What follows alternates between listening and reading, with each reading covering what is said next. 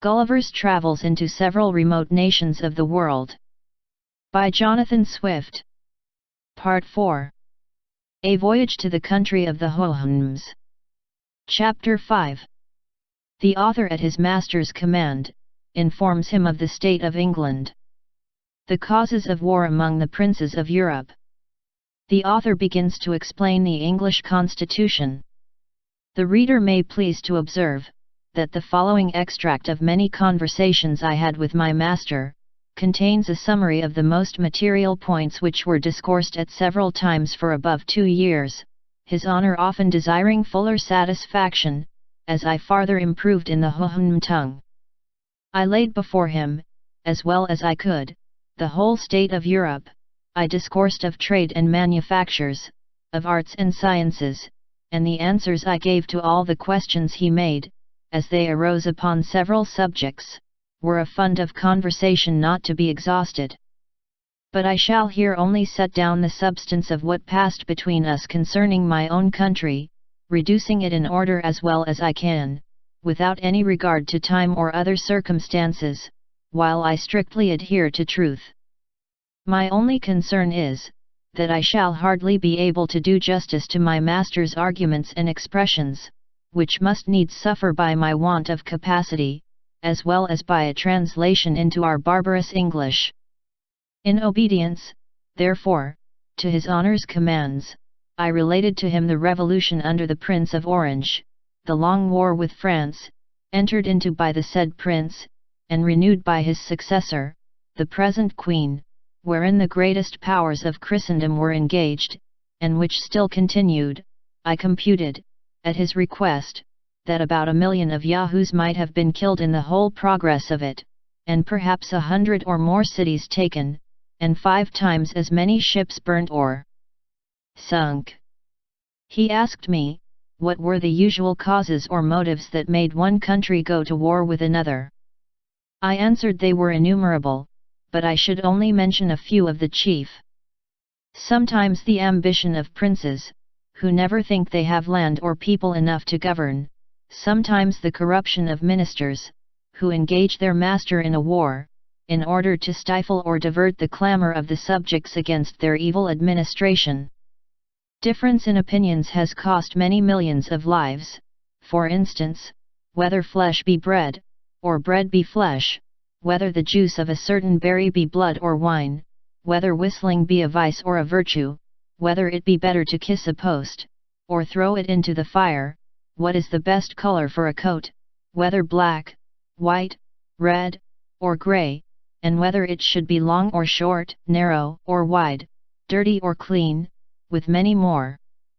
Neither are any wars so furious and bloody, or of so long a continuance, as those occasioned by difference in opinion, especially if it be in things indifferent. Sometimes the quarrel between 2 princes is to decide which of them shall dispossess 1/3 of his dominions, where neither of them pretend to any right. Sometimes one prince quarrels with another for fear the other should quarrel with him. Sometimes a war is entered upon, because the enemy is too strong, and sometimes, because he is too weak. Sometimes our neighbours want the things which we have, or have the things which we want, and we both fight, till they take ours, or give us theirs. It is a very justifiable cause of a war, to invade a country after the people have been wasted by famine, destroyed by pestilence, or embroiled by factions among themselves. It is justifiable to enter into war against our nearest ally, when one of his towns lies convenient for us, or a territory of land, that would render our dominions round and complete. If a prince sends forces into a nation, where the people are poor and ignorant, he may lawfully put half of them to death, and make slaves of the rest, in order to civilize and reduce them from their barbarous way of living. It is a very kingly, honourable, and frequent practice, when one prince desires the assistance of another, to secure him against an invasion, that the assistant, when he has driven out the invader, should seize on the dominions himself, and kill, imprison, or banish, the prince he came to relieve. Alliance by blood, or marriage, is a frequent cause of war between princes, and the nearer the kindred is, the greater their disposition to quarrel. Poor nations are hungry, and rich nations are proud, and pride and hunger will ever be at variance. For these reasons, the trade of a soldier is held the most honorable of all others, because a soldier is a Yahoo hired to kill, in cold blood, as many of his own species, who have never offended him, as possibly he can. There is likewise a kind of beggarly princes in Europe, not able to make war by themselves, who hire out their troops to richer nations, for so much a day to each man, of which they keep 3/4 to themselves, and it is the best part of their maintenance. Such are those in many northern parts of Europe. What you have told me, said my master, upon the subject of war, does indeed discover most admirably the effects of that reason you pretend to. However, it is happy that the shame is greater than the danger, and that nature has left you utterly incapable of doing much mischief. For, your mouths lying flat with your faces, you can hardly bite each other to any purpose, unless by consent. Then as to the claws upon your feet before and behind, they are so short and tender, that one of our Yahoos would drive a dozen of yours before him. And therefore, in recounting the numbers of those who have been killed in battle, I cannot but think you have said the thing which is not. I could not forbear shaking my head, and smiling a little at his ignorance. And being no stranger to the art of war, I gave him a description of cannons, culverins, muskets, carabines, pistols, bullets, powder, swords, bayonets, battles, sieges, retreats, attacks, undermines, countermines, bombardments, sea fights, ships sunk with 1,000 men, 20,000 killed on each side, dying groans, limbs flying in the air, smoke, noise, confusion, trampling to death under horses' feet, flight, pursuit, victory, fields strewed with carcasses, left for food to dogs and wolves and birds of prey, plundering, stripping, ravishing, burning, and destroying. And to set forth the valor of my own dear countrymen, I assured him, that I had seen them blow up 100 enemies at once in a siege, and as many in a ship, and beheld the dead bodies drop down in pieces from the clouds, to the great diversion of the spectators. I was going on to more particulars, when my master commanded me silence. He said, whoever understood the nature of Yahoos, might easily believe it possible for so vile an animal to be capable of every action I had named, if their strength and cunning equalled their malice. But as my discourse had increased his abhorrence of the whole species, so he found it gave him a disturbance in his mind to which he was wholly a stranger before.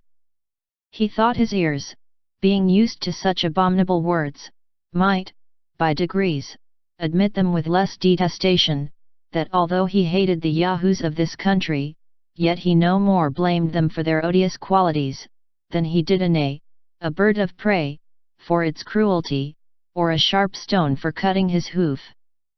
But when a creature pretending to reason could be capable of such enormities, he dreaded lest the corruption of that faculty might be worse than brutality itself. He seemed therefore confident, that, instead of reason we were only possessed of some quality fitted to increase our natural vices, as the reflection from a troubled stream returns the image of an ill-shapen body, not only larger but more distorted.